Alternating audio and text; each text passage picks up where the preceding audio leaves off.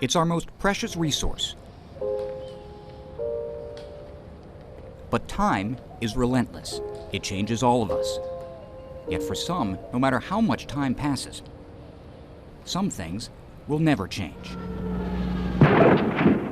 I'm not going to get away from it. It'll follow me to my grave. I don't know why 50 years later it brings tears, but... They were there that day, frozen in the tense Texas heat, hearing the shots, seeing the bodies, waiting. This is a warning to the citizens of Austin. Stay away from the university area. There is a sniper on the university tower firing at will. Cheryl Dickerson was Cheryl Botts of Rockdale back then, shy, 18, fresh out of high school.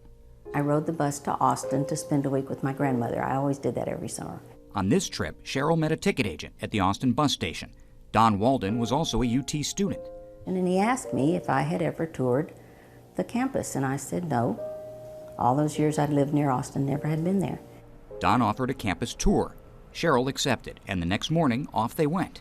Their first stop, the UT Tower. It is absolutely gorgeous up there. You can see forever. They spent 40 minutes on the observation deck while Charles Whitman made his way up the elevator, about to claim the morning's first victim.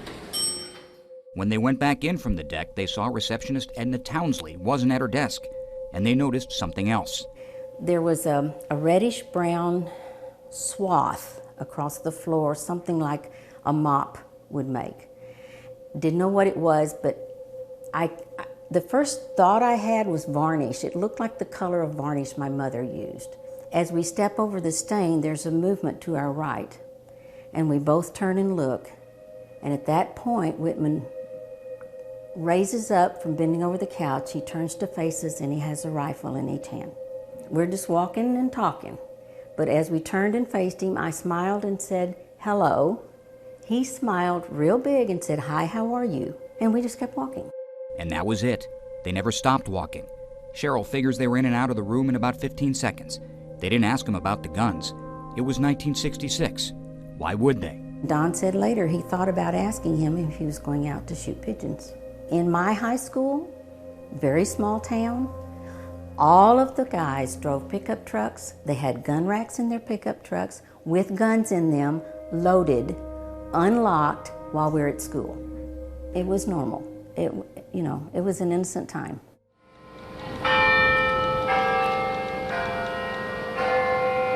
Time. Artley Snuff had plenty that day. Time between his freshman classes. When it happened, I was 17. I was still living at home. I didn't know anything about anything.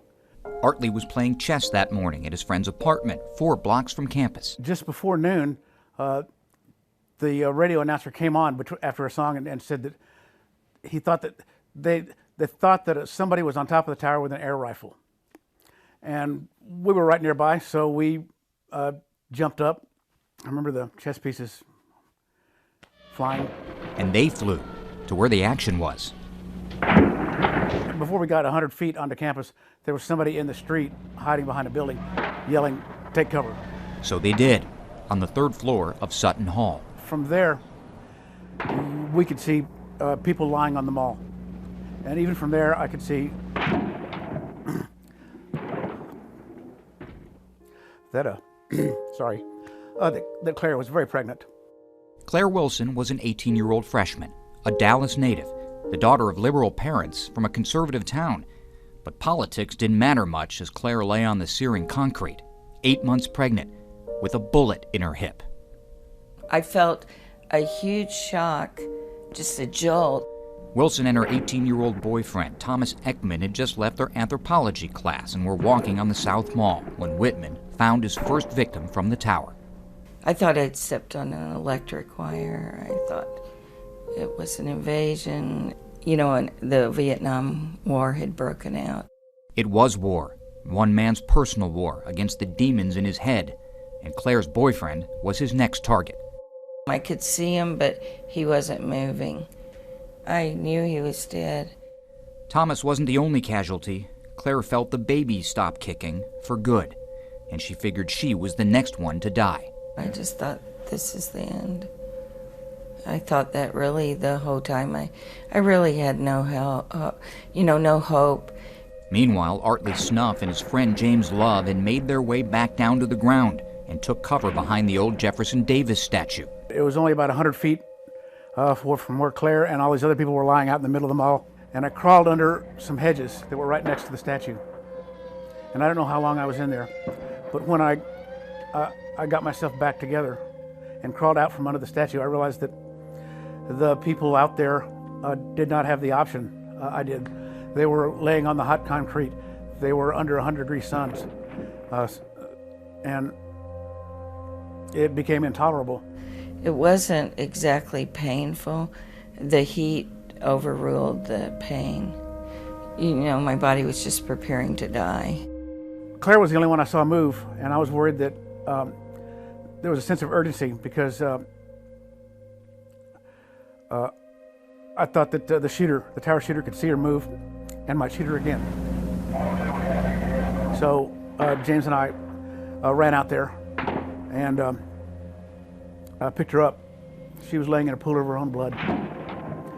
I got her ankles and James got her wrist, and we carried her from there to safety. As we carried Claire away from the tower, I can feel it now. A small cold spot right between my shoulder blades on my spine, and I can feel it about the size of a coin. And I thought that's where I was going to get hit. But Artley made it, and thanks to him and James Love, so did Claire. That minute that he came out, everything changed. Before that, I was all shut down, ready to die. I shouldn't have waited so long. Claire laid out there for an hour because of my cowardice. I tell him that he did it at the right time, that we didn't know how long that was going to last. I believe in getting things done. I believe in not waiting an hour before. If something has to be done, you go and do it. Procrastination is the thief of time. Time might be constant, but it isn't always the same. Sometimes minutes can seem like years. For Austin police officer Ramiro Martinez, 96 minutes was enough. Somebody had to get up there and confront him and neutralize him. And that, I felt, was my job. Martinez was 29, a 5-year veteran of the force. His lieutenant wanted him to work traffic near campus that day, but Martinez ended up on campus, literally in the middle of it all. It sounded like a war. He made his way to the tower and got on the elevator. It was muffled, but you could hear the rifle shots, you know. But at the bottom, on the ground, a bunch of would-be do-gooders trying to stop Whitman themselves made things difficult. Bullets were cracking over us. I mean, you could hear the crack, and the bullet would hit, and the dust would come down. But while Day and Crum held down the southeast corner, Martinez and McCoy pressed on, making their way around the deck, slowly rounding the northeast corner of the tower and spotting Whitman in the northwest corner. When I fired my first round, I could tell that I had made contact with him because of the impact. So Martinez fired and the reign of terror came to an end. I dropped the shotgun because my knees and my legs just kind of deserted me. They were just like pure rubber. And just like that, after the worst hour and a half any of them could possibly imagine, the terror was over. But the healing was just beginning. That's what time does. 5 decades later, they've all learned to live with what happened. Some even use it. Made me determined not to waste my life. So I became the best teacher I could be. It may have been why I enjoy being in a band so much. I enjoy entertaining people, giving them if I put a smile on somebody's face, it's a good day for me. But the questions will always be there. I think survivor guilt is a huge issue. I don't know exactly what you do about it. For a while, I felt guilty. I did. Why did I live? And not this person and not 15 others.